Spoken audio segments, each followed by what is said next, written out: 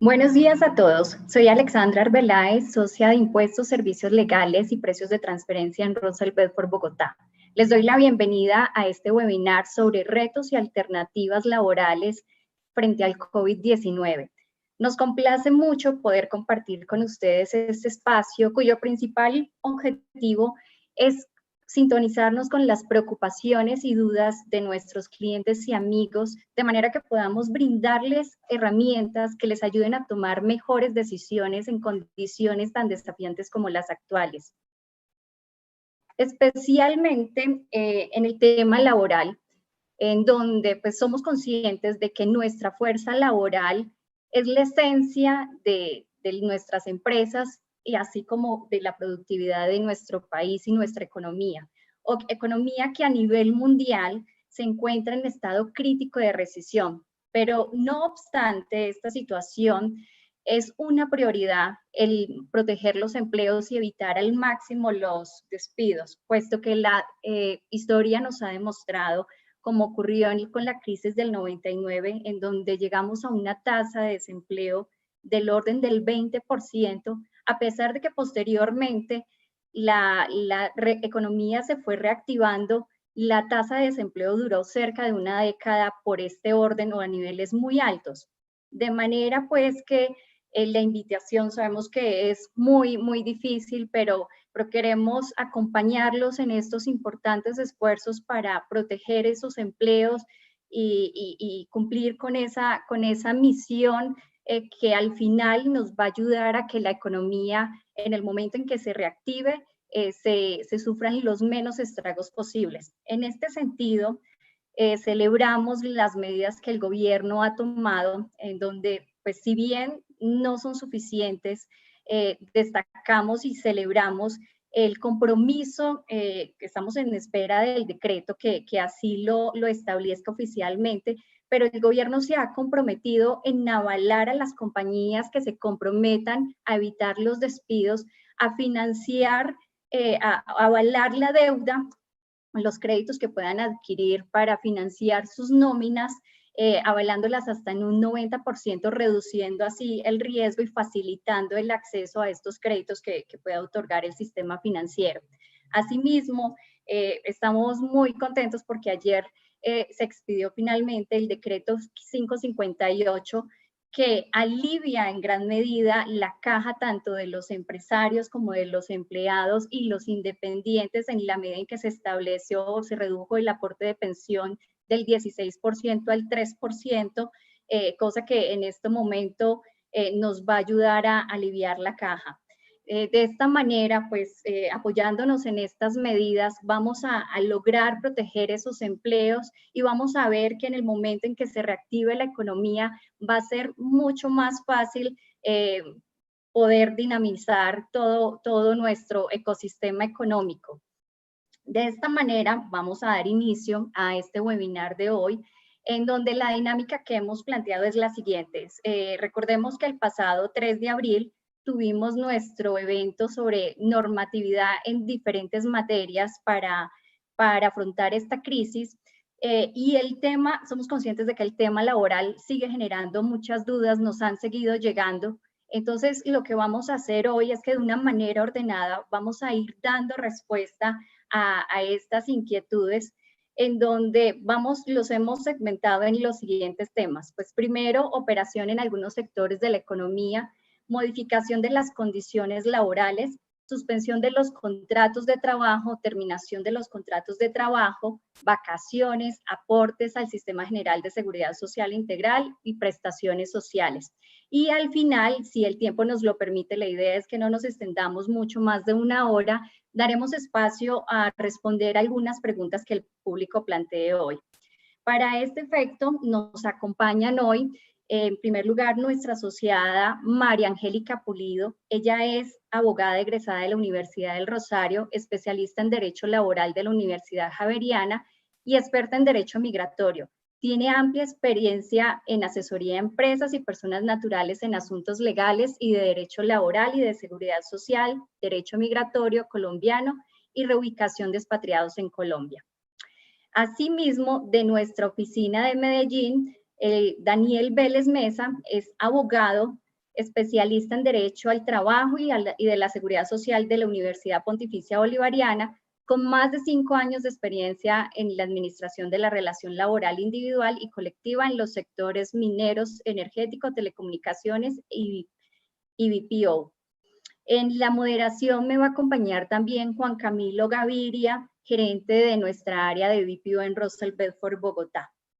Asimismo, damos las gracias a todas nuestras oficinas en Medellín, Cartagena, Barranquilla, Cali y Bogotá, quienes estamos realizando coordinadamente este evento. Pues bien, damos inicio. María Angélica, bienvenida, muchas gracias. Muchísimas gracias, Alexandra. Mucho gusto y un saludo para todos los presentes. Voy a comenzar con una breve introducción. Es importante dar contexto a esta charla. A través del decreto 417 del 2020, el gobierno declaró un estado de emergencia económica, social y ecológica por todo el territorio nacional por causa del virus o la pandemia del COVID-19.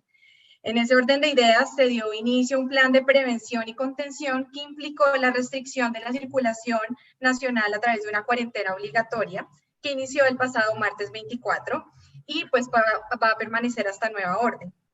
Esta situación desafortunadamente impacta nuestra economía de forma negativa, la industria y el empleo, generando pérdidas insostenibles para muchos empresarios y trabajadores independientes en el país, lo que ha dado lugar a la expedición de muchas normas que pretenden flexibilizar el derecho laboral de forma temporal. Es importante recordar que es un momento en el cual debe primar la solidaridad, la responsabilidad social de las empresas y buscar alternativas que de alguna manera mitiguen el impacto económico que tiene esta pandemia. Los invito a utilizar todas las herramientas jurídicas a nuestra disposición para fomentar el bienestar de toda nuestra comunidad. Ha habido muchas inquietudes por parte de los empleadores en relación con el manejo de su personal en esta crisis. Pues una primera medida es entender que los colaboradores son el recurso vital de sus empresas y deben ser tratados como tal. Nunca se debe perder de vista la humanidad, el tacto y la serenidad a la hora de comunicar las medidas o decisiones que se tomen al interior de una empresa, puesto que esto puede generar, digamos, repercusiones a largo plazo en el clima laboral. Entonces, digamos que una primera invitación y de manera preliminar para iniciar esta charla es invitarlos a que cualquier medida que se tome en torno en sus empresas, en torno a sus trabajadores, sea tomada de manera humana. Es la actitud y la forma de comunicar decisiones, la asertividad, lo que amortigua el impacto de la pandemia dentro de una organización. Resulta prioritario mantener a los colaboradores informados de todas las decisiones que se tomen que puedan afectar su contrato, ser claros, expresos y estar dispuestos a resolverles dudas. Bueno. Ahora bien, el gobierno ha tomado distintas medidas para amortiguar, como habíamos hablado, el impacto de esta pandemia. Una de las medidas que se tomó fue la circular 21 del 17 de marzo del 2020, que fue expedida por el Ministerio del Trabajo. Esta circular es muy importante porque es la primera flexibilización del trabajo en Colombia. Esta circular nos habló de la posibilidad de implementar el trabajo en casa, sin todos los requisitos que tiene el teletrabajo. También informó la posibilidad de implementar el teletrabajo como una forma de organización.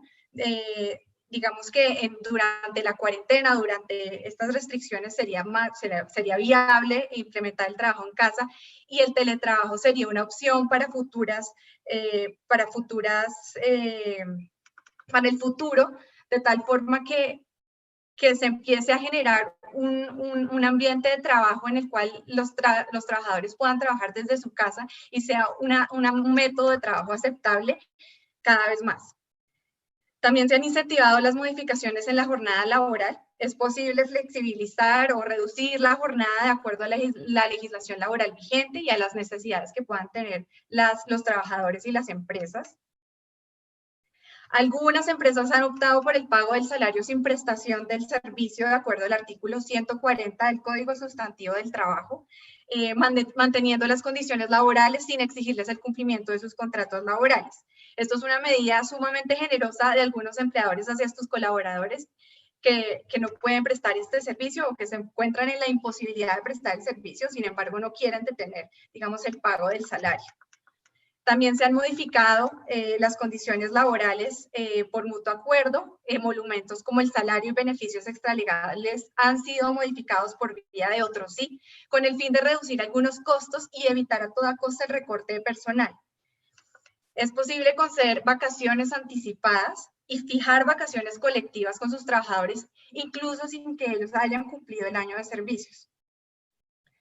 También se ha hablado de la suspensión del contrato, siempre y cuando exista o suceda con base en una licencia no remunerada solicitada por el trabajador, por un tema de fuerza mayor o disposición legal por razones técnicas o económicas. Estas dos últimas posibilidades deben ser analizadas con mayor detenimiento.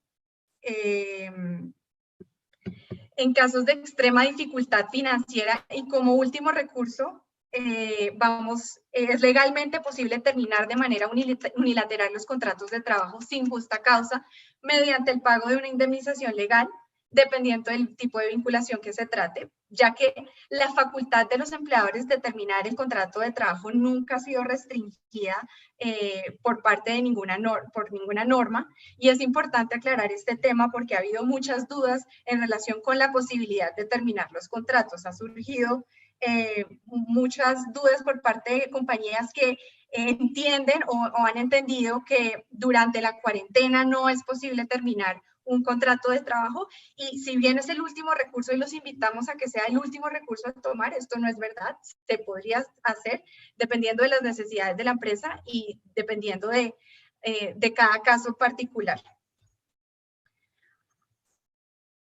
Ahora, el gobierno expidió a través de los decretos 457 y 531 las actividades permitidas en Colombia, exceptuadas de la cuarentena.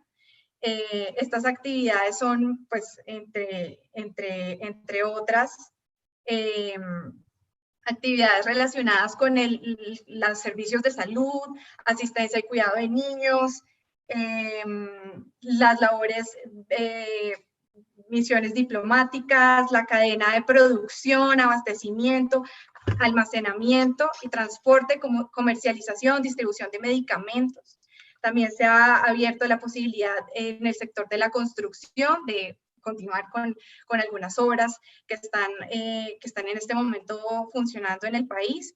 El funcionamiento de establecimientos comerciales para medicamentos, las actividades relacionadas con servicios de emergencia, bienes de primera necesidad, alimentos, y digamos que estas actividades se encuentran en el decreto que les mencioné y pueden ser consultadas para saber, digamos, concretamente si sus trabajadores pueden o no realizar actividades por fuera de su casa. Es importante que entendamos que este webinar lo que pretende es dar unos lineamientos generales a todos. No busca ser una consultoría específica, sino unos lineamientos, una orientación, una guía general para todas las personas que en este momento pudieran tener alguna inquietud o duda, y los invitamos a realizar las preguntas que ustedes consideren. Entonces, le doy la palabra a Juan Camilo, que es nuestro moderador, para que demos inicio a esas preguntas que nos han formulado. Buenos días a todos. Pues lo que hicimos, como ya Alexandra lo mencionó, debido a la gran cantidad de preguntas que nos enviaron en el chat y a los correos de Russell Bedford, pues lo que hicimos fue recibir todas las preguntas, clasificarlas en 8 temas que son los que vamos a tratar en este momento, y pues ahí consolidamos los más importantes. La metodología que vamos a utilizar es la siguiente. El panelista hará una breve descripción del tema que nos ocupe en el momento, y después iniciaré yo leyéndole las preguntas que los participantes del webinar anterior nos enviaron. Al final, como Alexandra lo comentó, revisaremos el chat o si alguno de los participantes tiene alguna pregunta adicional y procederemos a responderla si el tiempo nos lo permite. Entonces, le doy la palabra a Daniel Vélez para que por favor nos ilustre acerca de la operación de algunos sectores de la economía en que se ha permitido la operación en aras de asegurar el abastecimiento y la seguridad alimentaria en el país. Adelante, Daniel.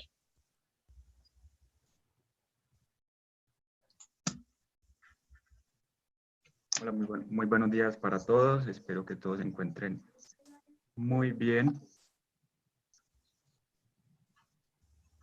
Como lo mencionaba, vamos a hablar en este momento de varias consultas que nos hicieron en las anteriores charlas frente a la operación en algunos sectores de la economía.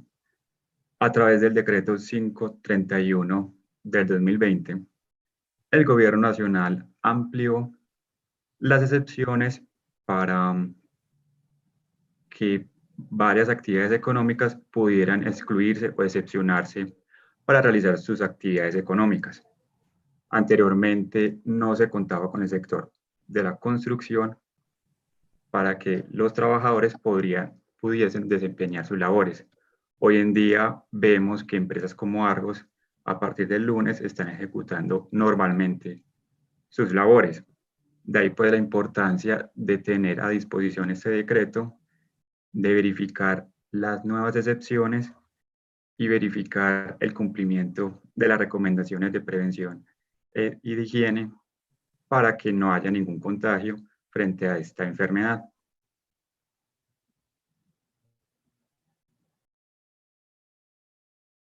Bueno, entonces la primera pregunta que nos refieren es los trabajos de campo como el cuidado de animales, labores de cultivo y la asistencia técnica tienen permiso de desplazamiento de un empleado.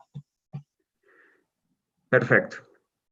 Conforme a los numerales 10º y 11 del artículo 3º del decreto 531, se establece que debemos hacer un análisis si este personal está desempeñando o está haciendo parte de esa cadena de distribución, de esa cadena de producción, de abastecimiento, de los alimentos de primera necesidad, por ejemplo, las verduras, las frutas y demás. En ese sentido, si evidenciamos que este personal está ejecutando estas labores, perfectamente le es aplicable esta disposición y quedan exceptuados para ejecutar sus actividades normalmente. Aquí lo importante a tener en cuenta es que si el personal técnico le es posible realizar teletrabajo o trabajo en casa, la primera medida a implementar sería esta, no enviarlo directamente al campo y de esta manera contribuir a disminuir el contagio por esta enfermedad. Bueno, la segunda pregunta de este tema es, ¿cuál es el panorama para el sector minero como fuente generadora de materias primas para la industria para que continúe operando sin que se generen riesgos de contagio? Perfecto. El sector minero energético es uno de los sectores más importantes de la economía colombiana. Es un sector que aporta aproximadamente 14 billones a nuestra economía. En ese sentido, y atendiendo a los riesgos de la labor que ejecutan los mineros, el gobierno nacional siempre ha estado muy pendiente de prevenir los accidentes, de los incidentes de trabajo.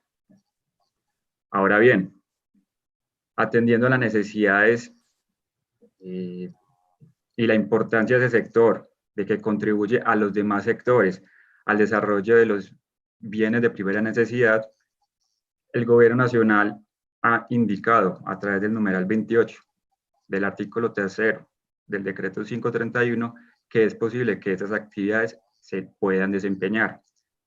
Adicionalmente, ha estado expidiendo algunas resoluciones enfocadas en ¿qué? Enfocadas en el tema de prevención. Así pues, se han expedido las circulares 380 y 385 al Ministerio de Salud. Asimismo, las circulares 17 y 18 del Ministerio de Trabajo.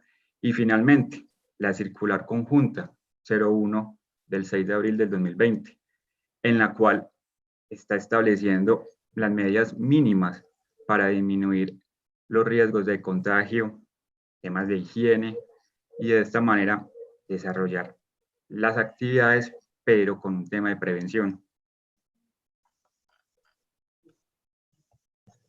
Ok, gracias.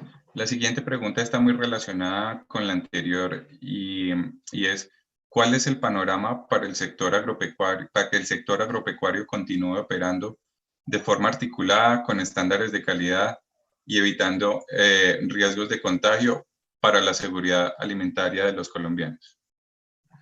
Bueno, a diferencia del sector minero energético, no se han expedido esas resoluciones por parte del Ministerio de Salud, esas circulares en conjunto con el Ministerio de Trabajo para minorar, para prevenir los riesgos de contagio para ese sector, por lo cual tenemos que tener siempre presente las circulares 17 y 18 del Ministerio de Trabajo, en las cuales están tipificando las acciones tendientes a prevenir, a disminuir los riesgos de contagio. Así pues, a diferencia, como les reitero, sector minero, no contamos con un tema de resoluciones que nos permitan aún más abordar este tema en el sector agropecuario, que sí ha expedido la norma. Se ha expedido unos incentivos económicos a través del decreto 486. Estos incentivos están enfocados en los adultos mayores de 70 años que por temas del COVID y que se encuentran en el campo no puedan desempeñar sus labores. A ellos se les está aplicando unos incentivos y adicionalmente a las pequeñas y medianas empresas del campo se les está realizando créditos agropecuarios y el pago de carteras y así permitirles que ejecuten labores y nos suministren los bienes de primera necesidad.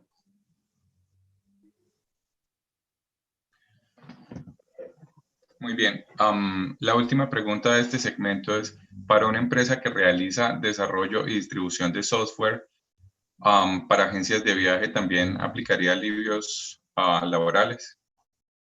Bueno, entenderíamos aquí alivio laboral como si pueden desempeñar las excepciones contempladas en el artículo, en el decreto 531, en el cual está tipificando si es posible o no ejecutar el aislamiento obligatorio del gobierno nacional.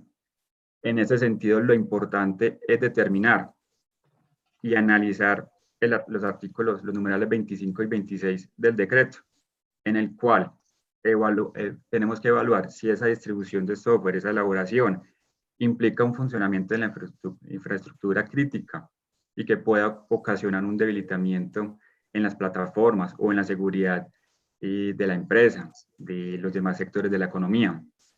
En el segundo caso, para verificar si esta distribución de software está enfocada en un tratamiento de datos. De lo contrario, si no evidenciamos estos requerimientos, no podrán desempeñar labores en la oficina, sino que tendrían que desempeñarlo en sus casas por trabajo en casa o teletrabajo. Ok, muchas gracias. Ahora invito a María Angélica para que avancemos con el siguiente segmento, que son las modificaciones de las condiciones laborales, que son tal vez el tema que más preocupa tanto a empresarios como a empleados, a unos por cumplir con los pagos y los otros, por supuesto, por mantener la capacidad adquisitiva. Cuéntanos un poco más, María Angélica. Sí, en este momento digamos que ha habido muchas inquietudes por parte de empleadores y trabajadores, digamos, independientes en relación con sus honorarios y sus salarios. Las empresas tienen la posibilidad de modificar las condiciones laborales y es algo que debe hacerse, digamos, con todo el rigor de la norma, acatando todos los requisitos y formalidades del caso.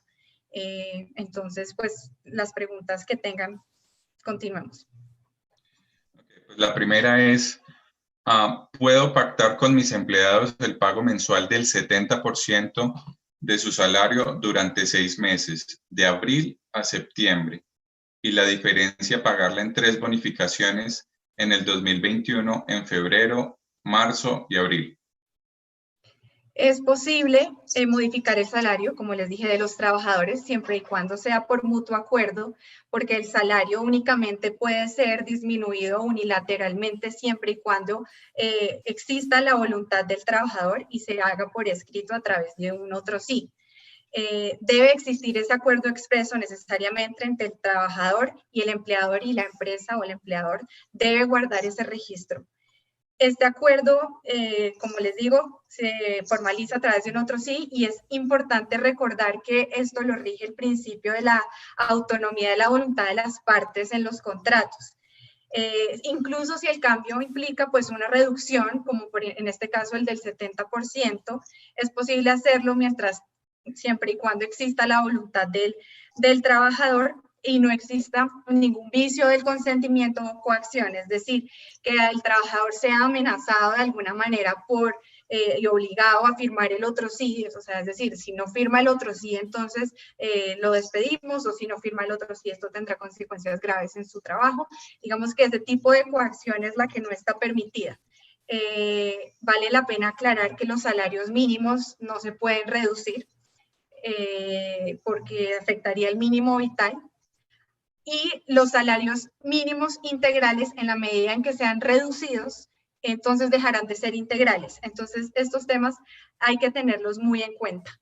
Sobre esta pregunta, dice, y la diferencia a pagarla en 3 bonificaciones, febrero, marzo y abril del 2021, es importante señalar que esta diferencia, si bien puede pagarse en meses posteriores, esta diferencia debería ser o tendría la naturaleza salarial, ya que está remunerando el servicio prestado.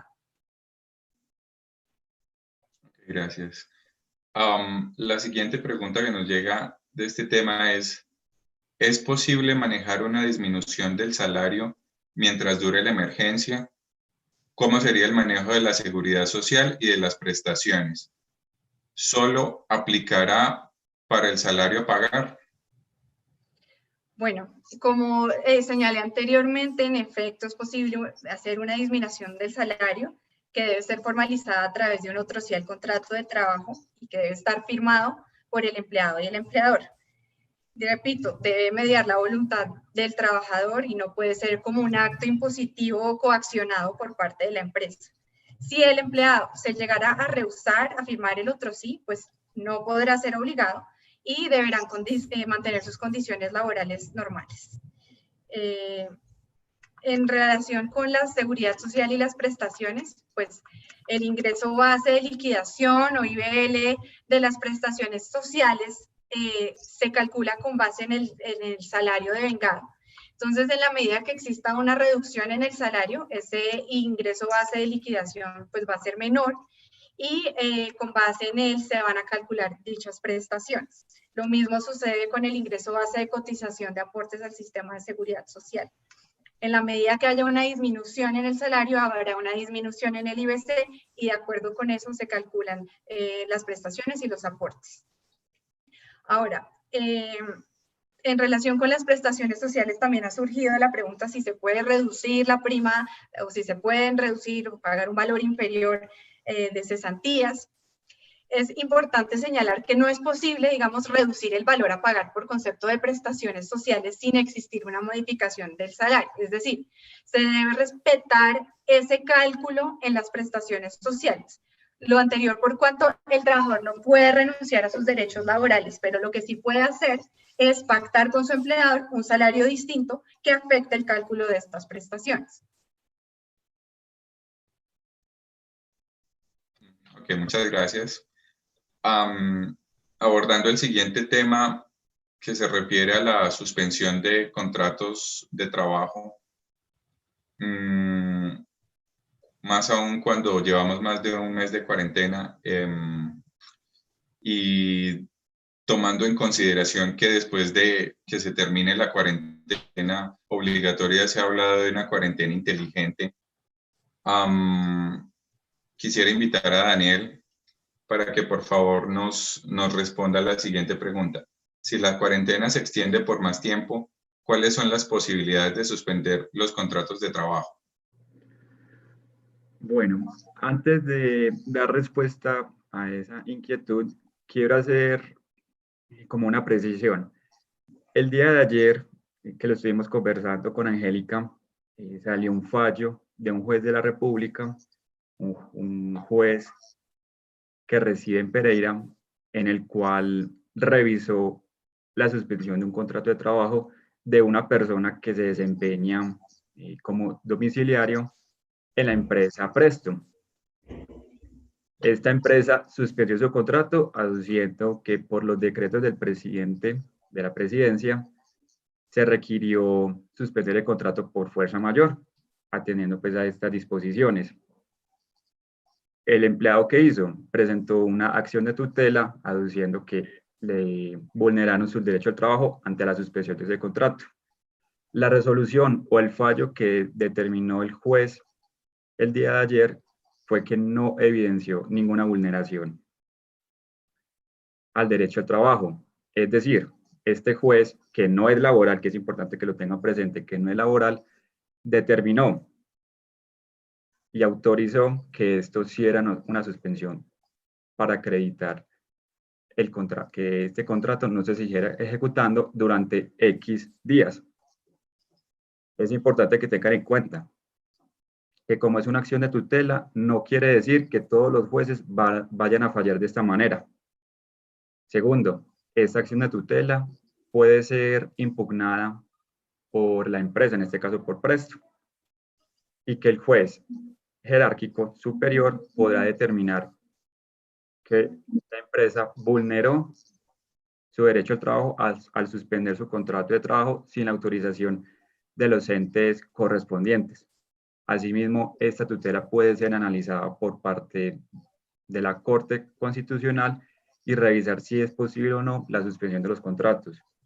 En conclusión, no nos dejemos guiar por este tipo de fallos. No podemos decir, entonces yo puedo suspender por cualquier motivo, por cualquier causa, el contrato de trabajo sin haber agotado un debido proceso. No nos podemos guiar en este asunto, entonces tengamos pendiente esta acción de tutela, este fallo, por si alguno de ustedes, usuarios, clientes, han recibido el mismo.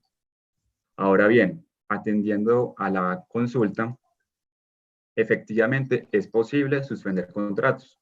El artículo 51 del Código Sustantivo del Trabajo tipifica o hay un clausulado en los casos en los cuales las empresas tienen la posibilidad de suspender contratos. Por ejemplo, para el tema de licencias no remuneradas. El segundo, por temas de caso fortuito. Y tercero, un tema de cierre de establecimiento de comercio hasta por 120 días por un tema grave, económico o una alteración técnica. Y tengo entendido que la pregunta que sigue está asociada a esta pregunta, ¿cierto? Sí, señor. La pregunta que sigue es ¿qué hay que hacer para suspender contratos de trabajo? Perfecto. Entonces vámonos para el primer tema, la primera situación. La primera situación enfocada en la licencia no remunerada. Como lo ha dispuesto y como lo ha mencionado el Ministerio de Trabajo a través de la circular 27, nos recuerda, ojo, empresa, usted no es quien autoriza, usted no es quien solicita la licencia no remunerada. Es el empleado o los empleados quien de manera libre y voluntaria le solicitan a su empleador la licencia no remunerada. Aquí es donde debemos hacer énfasis, en donde tenemos que haber recibido un correo, una carta y un video, una grabación, en donde evidenciemos esa autonomía de la voluntad, ese consentimiento por parte del empleado, esa solicitud de querer recibir esa licencia no remunerada. Pues de lo contrario, ¿qué nos dice el ministerio? Ojo, yo estoy investigando a cada una de las empresas en las cuales no se esté cumpliendo con esta disposición, en donde yo evidencie que la empresa fue la que exigió esta licencia no remunerada, les está aperturando investigaciones, y por lo que hemos visto, la fiscalización por parte de este ente de control, de este ministerio, está siendo muy fuerte. Inclusive la semana pasada ya van más o menos 300 empresas con estas investigaciones y otras que les van a aperturar cargos por la vulneración de estas garantías legales, laborales. Y aquí hago un paréntesis: el incumplimiento de estas disposiciones acarrea sanciones por parte del ministerio, que puede ser de un salario o de hasta 5.000 salarios mínimos mensuales, que esto aproximadamente son 4.000 millones de pesos. Segunda situación, tratándose de fuerza mayor o caso fortuito. Para estos casos, yo no puedo aducir en un documento: señor empleado, le suspendo su contrato debido a la pandemia o debido a los decretos presidenciales que me impiden ejecutar labores. No, yo necesito autorización de un juez de la República, un juez laboral, y que el Ministerio de Trabajo haya realizado una inspección del lugar de trabajo y evidencie la imposibilidad para efectuar labores. De ahí lo importante que tengan presente el fallo de tutela que les mencioné hace un momento. No, todavía no se puede tener en cuenta, puesto que los fallos de la Corte Suprema y los conceptos del Ministerio nos indican que ese es el proceso para la suspensión tratándose de fuerza mayor o caso fortuito. En la tercera situación de suspensión de contrato, tratándose del cierre del establecimiento hasta por 120 días por temas económicos o por temas técnicos, ya no necesitamos autorización de un juez laboral, sino que para este caso necesitamos autorización del Ministerio de Trabajo. Hasta tanto no tengamos este tipo de solicitudes, sería riesgoso para las compañías efectuar las suspensiones de los contratos. Muy bien, gracias. La última pregunta de este segmento nos refiere: ¿qué se reconoce al trabajador cuando se suspende el contrato? Perfecto. Evidentemente lo que no se va a reconocer es el salario. Eso es evidente. Que tampoco no se va a reconocer los aportes a la ARL, puesto que no hay ningún tipo de riesgo que haya que asegurar, puesto que la persona se encuentra en su casa, no está ejecutando labores, y por lo cual no tengo la obligación de hacer estos aportes. ¿Qué sí debo hacer? Lo mencionaba Angélica hace un momento. Yo debo estar reconociendo, contabilizando este tiempo para efectos del pago de la prima de servicio que se paga semestralmente. No me puedo exonerar de esta prestación. Adicionalmente, este tiempo de suspensión del contrato, yo puedo descontar los conceptos de vacaciones y de cesantías mientras subsista el tiempo de la suspensión de los contratos. Yo tendría en cuenta para la liquidación de esos conceptos el tiempo que efectivamente la persona prestó sus servicios.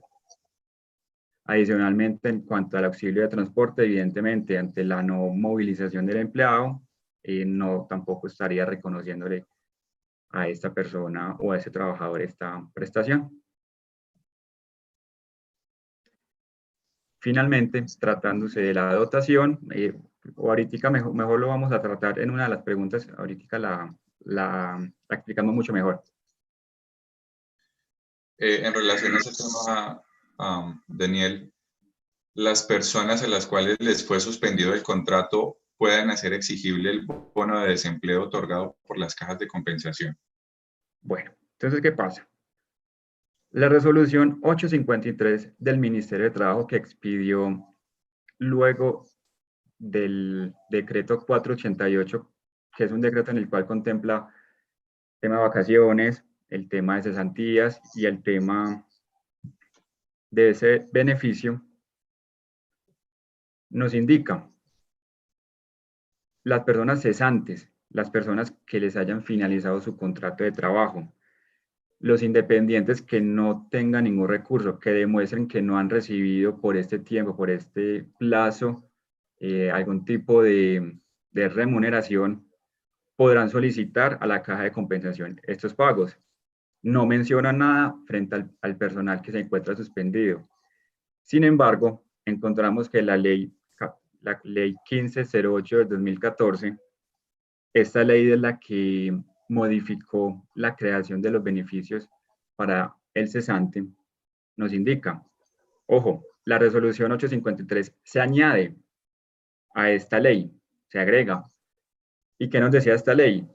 Esta ley hizo extensivo que para las personas que se encontraran en suspensión de sus contratos podrían aplicar a estos beneficios económicos. Es decir, estas personas tienen que acreditar a través de la documentación pertinente que la empresa suspendió su contrato y de esta manera recibir hasta 2 salarios mínimos que contemplan la norma y que se continúe aportando al sistema por un salario mínimo, que es lo que nos permite, nos colabora el gobierno nacional.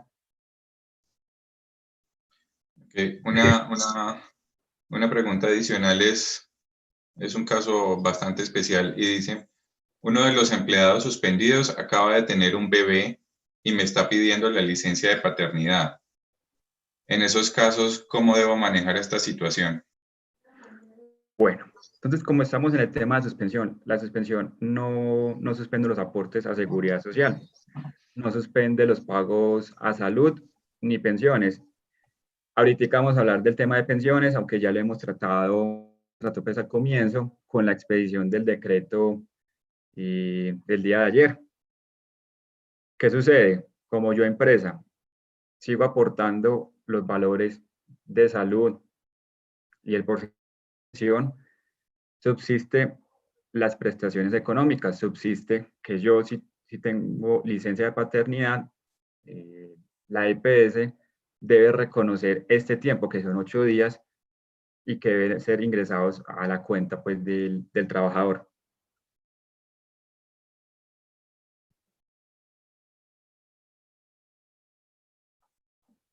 Ok, hay una pregunta adicional y es, al momento de cargar las prestaciones sociales, se debe hacer solo por el devengado. Entonces, digamos que hasta el momento no se tiene real certeza de cuántos días se deben pagar hasta que se levante la suspensión de los contratos. La pregunta va relacionada a si se debe provisionar los montos a pagar por prestaciones sociales a los empleados. Bueno, yo para liquidar los aportes a salud tengo que tener en cuenta el último salario, el último mes de servicio. Frente al tema de prestaciones, temas de cesantías, como les informé hace un momento, el tiempo de suspensión del contrato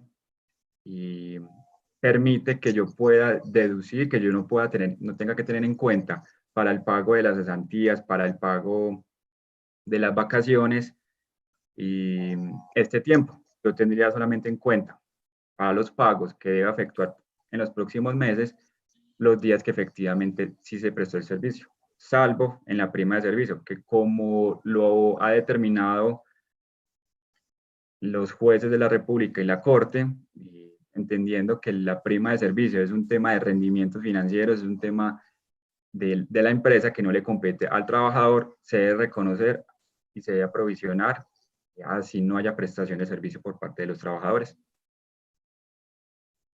Perfecto, muchas gracias, Daniel. Ahora invito nuevamente a María Angélica para que abordemos el difícil tema de la terminación de contratos, que si bien debería aplicarse solo en casos extremos, pues también es una realidad que necesitan aclarar los empresarios. En relación a ese tema, la primera pregunta que nos llegó fue, ¿cuánto es el máximo permitido para la reducción de empleados y el permitido de acuerdo con el Ministerio de Trabajo? Digamos que, como bien lo dijiste, Juan Camilo, si bien debe ser el último recurso, es una realidad. Muchas empresas se han visto obligadas a terminar sus contratos de trabajo por la imposibilidad de continuar pagando sus nóminas, incluso si han tenido que pagar la correspondiente indemnización. En cuanto a las terminaciones, digamos que no es posible terminar un número indiscriminado de contratos, es decir, hay un límite que prevé la ley. No se pueden despedir unilateralmente, o es decir, sin justa causa, un número absurdo de trabajadores que pueda incurrir en una falta sancionable por el Ministerio del Trabajo. Cuando se despide un alto porcentaje de trabajos, se puede incurrir en lo que se conoce como un despido colectivo. En Colombia, cualquier despido colectivo, si bien está permitido, es decir, si bien se puede terminar un porcentaje, debe estar previamente autorizado por el Ministerio del Trabajo. Si los despidos colectivos suceden sin estar autorizados por el Ministerio del Trabajo, van a incurrir en una falta sancionable. El número de terminaciones sin justa causa se configura colectivo de acuerdo con el artículo 67 de la Ley 50 de 1990. Es decir, requiere previa autorización del Ministerio del Trabajo y no me canso de decirlo. Para determinar si se configura o no un despido colectivo, se considera el número de trabajadores y la siguiente aplicación de estos porcentajes. Se considera despido colectivo el despido del 30%, cuando 30% son entre 10 y 49 trabajadores, 20% 50 a 99, 15% de 100 a 199, 9% entre 200 y 499 y 7% entre 500 y 1000. Digamos, es posible, sin embargo, el Ministerio del Trabajo ha sido muy enfático en no estar recibiendo o no estar permitiendo despidos colectivos justificados en la crisis del COVID-19. Es decir, si bien el Ministerio del Trabajo en un inicio priorizó estas solicitudes de despidos colectivos y estaba resolviendo este tipo de solicitudes por parte de empresas, el Ministerio no ha resuelto favorablemente ningún despido colectivo sobre la base de la existencia de una pandemia. Digamos que las razones o la justificación debe ir más allá de la existencia de una pandemia y la afectación de sus finanzas. Tiene que también consistir en una imposibilidad de prestación del servicio y, bueno, otros ingredientes que le permitan al Ministerio del Trabajo considerar que en efecto debe permitir ese despido colectivo. En caso de hacerlo sin la autorización del Ministerio, bueno, tendrán, como les dije, repercusiones en contra de las empresas que pueden resultar un poco más caras de la idea inicial. Tienen que tener en cuenta también que en Colombia, dependiendo de la forma es decir, pueden terminar los contratos de trabajo por obra o labor o a término fijo sin que exista ninguna restricción. Repito que ha sido un tema muy controvertido, personas que creen, empleadores que creen que durante la cuarentena los contratos a término fijo no pueden ser terminados hasta que termine la cuarentena. Tienen que ser muy cuidadosos con estos contratos a término fijo y darles el preaviso correspondiente de 30 días, sin importar que estemos en cuarentena o no. Okay. Nuestra siguiente pregunta es, ¿qué consecuencias puede traer el despido a personal de una empresa en esta contingencia? Bien, digamos que, como les había dicho, es legalmente posible terminar los contratos de trabajo siempre que no se incurra en un despido colectivo. Deben tenerse en cuenta las precauciones normales a la hora de terminar un contrato de trabajo, es decir, que no se encuentren inmersos en un fuero que les impida esa terminación, como lo es una estabilidad ocupacional reforzada o un fuero de prepensión. Ese tipo de restricciones hay que tenerlas en cuenta. Sin embargo, es posible hacerlo, pero cuando un empleador, una empresa, no tenga la autorización por parte del Ministerio del Trabajo ya sea para la suspensión por razones económicas o técnicas o un despido colectivo, se verán obligados a pagar la indemnización legal que les habría correspondido como si se hubiera producido sin justa causa. Digamos que eso sería básicamente el tema de las terminaciones, es decir, conclusión, lo pueden hacer siempre y cuando no incurran en un despido colectivo sin autorización del Ministerio del Trabajo, los trabajadores no se encuentren aforados, tomar las precauciones normales de las terminaciones de contratos de trabajo a término fijo. Vale, muchas gracias, María Angélica. Nuestro siguiente tema pues son las vacaciones anticipadas y colectivas como una alternativa de los empleadores ante la imposibilidad de operar pues por las mismas restricciones de movilidad de los empleados. Por eso invito a Daniel a que por favor nos ayude a respondernos cómo las vacaciones colectivas deben informarse ahora con 15 días. Es posible enviarlas por secciones y no completas a todas las personas de una empresa, es decir, fijarse más por lo funcional. Bueno, lo primero que tenemos que tener en cuenta es que el decreto 488 del 2020 estableció la posibilidad que ya no se requiere esa autorización previa de 15 días. Hoy ya podemos conceder las vacaciones con un día de anticipación.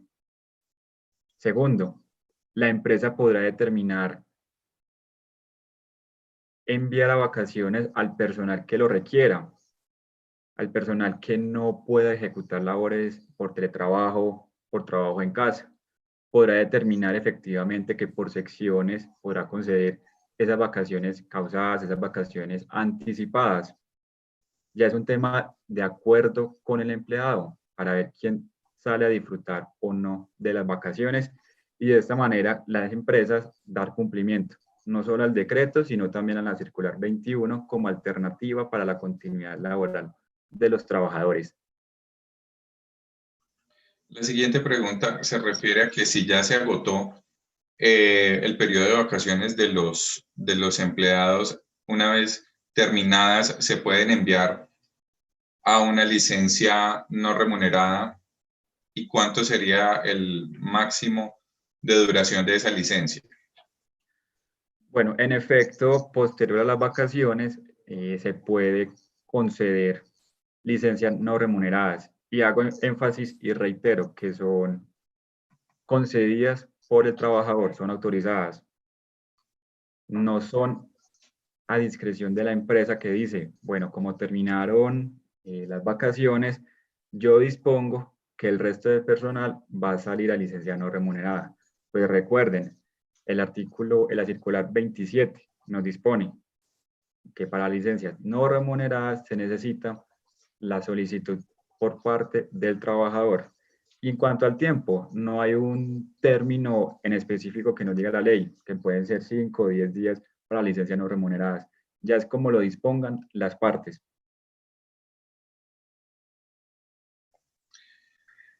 Gracias. La siguiente pregunta nos refiere que si una persona está suspendida y desea solicitar el pago del 50% de las vacaciones que ya se causaron,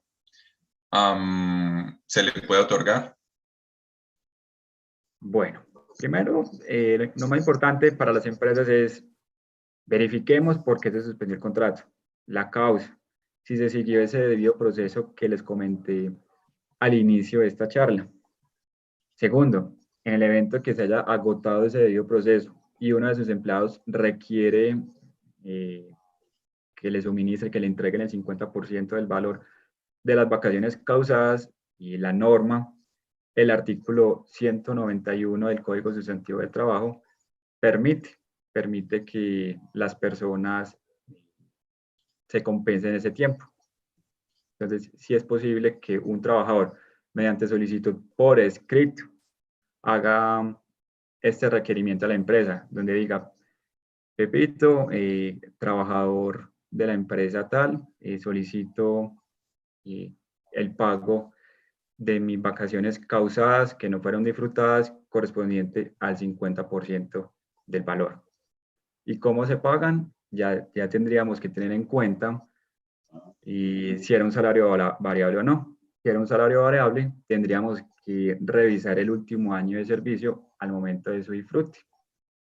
Si no era un salario variable, pues se pagará como el último salario devengado por el trabajador. Okay, muchas gracias. Ya con eso cerramos el tema de vacaciones para pasar al tema de aportes al sistema de seguridad social integral.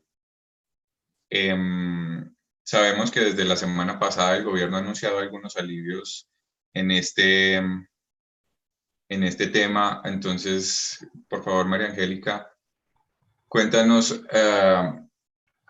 respóndenos la siguiente pregunta. Dada la circunstancia actual de mantener adultos mayores aislados, casi por mandato, se pudiera asimilar a una incapacidad laboral y la EPS reembolsaría el 66.67% del salario. Gracias, Juan Camilo. Pues la respuesta a esa pregunta es no. No es asimilable el hecho pues, del aislamiento obligatorio a mayores de 70 años. No es una incapacidad laboral que obligue a la EPS a reembolsar ninguna prestación. La única incapacidad que podría cubrir la EPS es en caso de que en efecto esa persona esté contagiada del virus o tenga alguna otra afección. Ok. La siguiente pregunta nos dice, ¿cómo se realiza el pago de la seguridad social en la emergencia sanitaria decretada por el gobierno? Esta pregunta es súper relevante en este momento porque el día de ayer, como hemos hablado, se expidió el decreto 558, en el cual se adaptaron varias medidas en el ámbito del Sistema General de Pensiones. Y este decreto busca brindar mayor liquidez a los empleadores y a los independientes y dependientes en medio de la crisis. Entonces, el primer artículo dice que los empleadores del sector público y privado y los trabajadores independientes pagarán como aporte el 3% de la cotización al Sistema General de Pensiones. Entonces, mucho ojo, es para todas las empresas, independientemente de su tamaño, porque inicialmente se había previsto este tema únicamente para pequeñas y medianas empresas, pero el gobierno, a partir de la expedición de este decreto, está estableciendo que es para todo el mundo y únicamente se debe hacer el aporte. ¿Y cómo se hace este aporte? Una de las preguntas que nos han hecho durante este webinar es ¿cómo es ese aporte? ¿Cómo se realiza? ¿Si es cubierto por el empleador o cómo funciona? La norma dice que esta cotización del 3% que trata este artículo va a ser pagada en el 75% por el empleador y el 25% restante por el trabajador. Entonces, en ese orden de ideas, igual sigue estando compartida la contribución. Y en el caso de los trabajadores independientes, ellos van a pagar el 100% de esta cotización. Hay otras disposiciones que agrega la norma, pero digamos que esta responde a la pregunta. Y otra cosa, frente a las demás aportes a seguridad social, se siguen haciendo normalmente. La norma no habló de aportes a salud o para fiscales, todo sigue igual, únicamente pensión. Ok. La siguiente pregunta dice, en caso de una reducción del 30% del salario de un empleado, el pago de la seguridad social durante 6 meses, durante los 6 meses de la reducción, se haría sobre el nuevo salario reducido al 70%. Sí, digamos que el pago de aportes a seguridad social debe hacerse, como ya habíamos mencionado, sobre el ingreso base de cotización del empleado en los meses pues, que correspondan. Si hay alguna variación en el IBC, es decir, hay alguna variación en el salario por alguna reducción que se haya realizado, entonces se debe cotizar conforme a este. Y en este caso, si el salario se redujo en un 30%, pues el nuevo IBC será el valor equivalente al 70% del salario, siempre y cuando no sea inferior al mínimo. Ok. La siguiente pregunta se refiere al pago de la ARL en caso de personas suspendidas. Pues lo digamos que como ya había mencionado Daniel, los efectos de la suspensión del contrato están en el artículo 53 del código. El pago de aportes a riesgos laborales, digamos que durante una suspensión no aplica porque el trabajador no está prestando efectivamente el servicio y no hay ningún riesgo que cubrir en torno al tema de riesgos laborales. Ok, gracias. Hay una pregunta, dice, ¿pero el resto de temas de seguridad y social para fiscales sigue igual? Repito, es una pregunta muy comentada, todo sigue igual. Sí, ok. En el tema de prestaciones sociales, invito a Daniel para que por favor nos responda cómo es el manejo más recomendable que se le puede dar a los auxilios que se le entreguen a las personas suspendidas en cuanto a la base prestacional.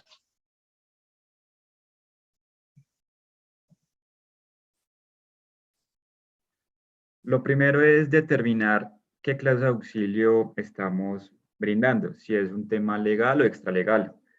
Vamos a hablar del tema legal, que es el que contempla la norma, frente al tema del auxilio de transporte. Qué pena que se me...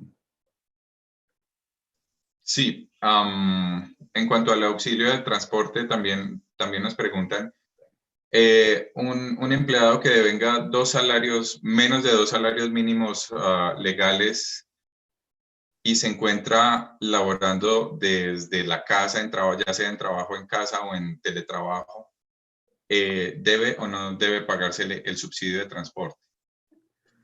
Bueno, para efectos de pago de auxilio de transporte, teniendo en cuenta que si bien la persona puede vengar hasta 2 salarios mínimos, que es lo que nos contempla en la norma,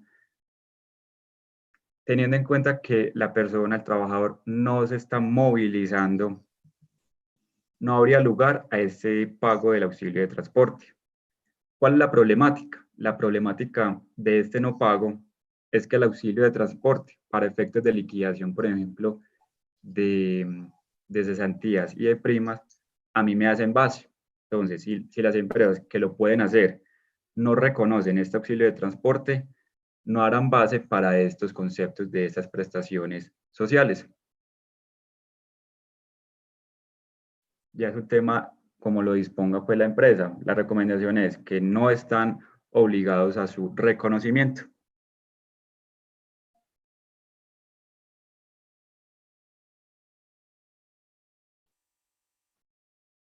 ¿Y cómo es el caso de las dotaciones, el pago de dotaciones igual para los empleados que vengan menos de 2 salarios mínimos?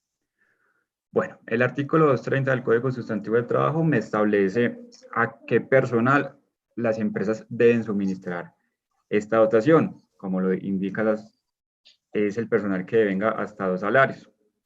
¿Qué sucede? Esta norma no me discrimina el lugar de trabajo, no me discrimina si está prestando el servicio en la casa, si está prestando el servicio en el lugar de trabajo. Por otra parte, tenemos que revisar la normatividad frente al teletrabajo o trabajo en casa. Esa es una normatividad del 2008 en la cual dispone cómo se aplica esta labor. Sin embargo, tampoco me especifica si para el personal que está desempeñando labores desde la casa debe o no recibir la dotación. Aquí es donde la consideración es mantener una posición conservadora, pues como la norma, ni el Código Sustantivo del Trabajo, ni la ley me dispone que yo me puedo abstener de brindarla, lo más recomendable es que se suministre. Pues como le indica la norma, esta dotación es para que ejecute labores y la labor la puede estar ejecutando en la casa o en la empresa. Ok, muchas gracias. Pues, con eso agotamos las preguntas que nos habían llegado a los participantes del webinar anterior y pues tomando en cuenta que ya cumplimos el horario establecido, vamos a tomar solo 2 preguntas o 4 preguntas de las que nos han enviado durante la transmisión. Y la primera se refiere a, ¿se debe continuar haciendo aportes al Fondo de Solidaridad Pensional? Quisiera, por favor, invitar a María Angélica para que nos responda esta inquietud. Sí, esto se refiere al decreto 558, que estábamos hablando sobre las cotizaciones a pensiones del 3%. En principio, esta resolución no establece nada acerca del Fondo de Solidaridad Pensional, por lo que se presume que se deben continuar haciendo estos aportes, pero esta información quedará realmente definida una vez se ajusten las planillas de liquidación de aportes. Si estas planillas no permiten realizar dicho aporte, pues se entenderá que no es obligatorio. De lo contrario, se deberá liquidar normalmente de acuerdo al salario devengado. Ok, gracias. La siguiente pregunta nos dice, ¿el coronavirus se trata como una enfermedad laboral? Esta pregunta es importante porque el decreto 538 dictó unos requisitos para que las ARL lo incluyeran como una enfermedad laboral, pero esto es para los trabajadores del sector salud. Digamos que este decreto incluye el personal también administrativo, de aseo, vigilancia, apoyo, que presten como diferentes servicios de prevención, atención del sector salud. Por lo que se encuentran más expuestos al riesgo. Y este decreto es interesante porque lo que sucede es que digamos que se presume o digamos sin que se requiera una determinación del origen laboral en una primera oportunidad, se presume que es una enfermedad laboral. Ok, gracias. Quisiera invitar a Daniel para las siguientes dos preguntas. Y la primera está muy interesante y nos dice, ante la emergencia sanitaria, económica y social decretada, por favor infórmenos si las ARL están obligadas en suministrar los elementos de protección a las empresas. Bueno, esa es una consulta que están realizando varias empresas en donde están sintiendo que están exoneradas para el suministro de estos elementos de protección. Sin embargo, la circular 29 del Ministerio de Trabajo nos indica, ojo, empresa o empresas, persiste la obligación del suministro de los elementos de protección personal a aquellos empleados que estén ejecutando actualmente sus labores. No se ha expedido una normatividad en la cual simplemente dejemos esta potestad para las ARL. No obstante, nos indica la circular, las ARL deberán realizarlo para determinados casos, de manera excepcional, para los casos en los cuales existe un riesgo directo de infección a este virus.